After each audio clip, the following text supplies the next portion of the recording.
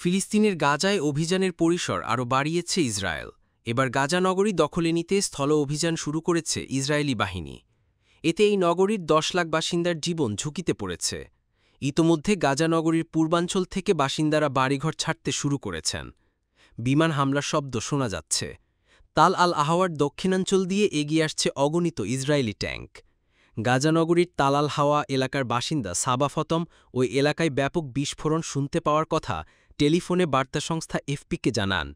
ওই নারী বলেন, অনেক বিমান হামলার শব্দ শোনা যাচ্ছে। তালাল হাওয়ার দক্ষিণাঞ্চল দিয়ে ট্যাঙ্ক এগিয়ে আসছে, আকাশে ড্রোন উঠছে। বহু মানুষ বাড়িঘর ও তাঁবু ছেড়ে শহরের পশ্চিম দিকে ছুটছেন। এদিকে ইসরায়েলের হামলায় ২৪ ঘণ্টায় আরও ১২৩ জন নিহত হয়েছেন বলে গাজা স্বাস্থ্য মন্ত্রণালয় বুধবার জানিয়েছে। তাদের মধ্যে ত্রাণ নিতে যাওয়া ২১ ক্ষুধার্ত ফিলিস্তিনিও রয়েছেন। ইসরায়েলি সামরিক বাহিনী বুধবার বলেছে, তারা গাজা উপত্যকায় নতুন অভিযানের রূপরেখা অনুমোদন দিয়েছে। গাজার সবচেয়ে বড় নগরী দখলে নিতে ইসরায়েলের নিরাপত্তা মন্ত্রিসভার আহ্বান জানানোর কয়েকদিন পর সামরিক বাহিনী নতুন এই অভিযান অনুমোদন করল।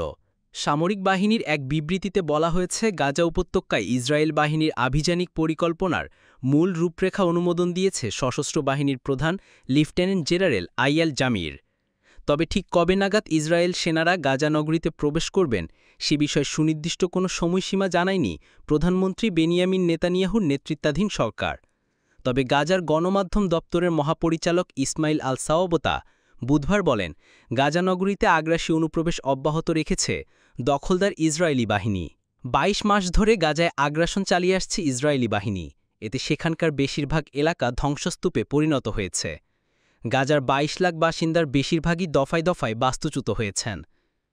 প্রায় অর্ধেক বাসিন্দা আশ্রয় নিয়েছেন গাজা নগরীতে।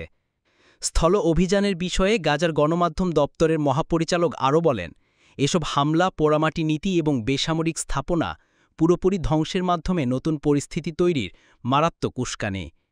এদিকে ইসরায়েল বাহিনী হামলায় ২৪ ঘণ্টায় আরও ১২৩ ফিলিস্তিনি নিহত হয়েছেন বলে বুধবার জানিয়েছে গাজার স্বাস্থ্য মন্ত্রণালয়। নিহত ব্যক্তিদের মধ্যে ত্রাণ নিতে যাওয়া ২১ ক্ষুধার্ত ফিলিস্তিনিও রয়েছেন। এছাড়া ২৪ ঘণ্টায় আহত হয়েছেন ৪৩৭ জন। ইসরায়েলি অবরোধের কারণে খাবার না পেয়ে একই সময়ে অনাহারে মারা গেছেন ৮ ফিলিস্তিনি, তাদের মধ্যে ৩ জন শিশু। এ নিয়ে অনাহারে ২৩৫ ফিলিস্তিনি মারা গেলেন, যাদের মধ্যে ১০৬টি শিশু। এছাড়া ২০২৩ সালের ৭ অক্টোবর থেকে গাজায় ইসরায়েলের নির্বিচার হামলায় ৬১,৭২২ ফিলিস্তিনি নিহত হয়েছেন, আহত হয়েছেন ১.৫ লাখের বেশি।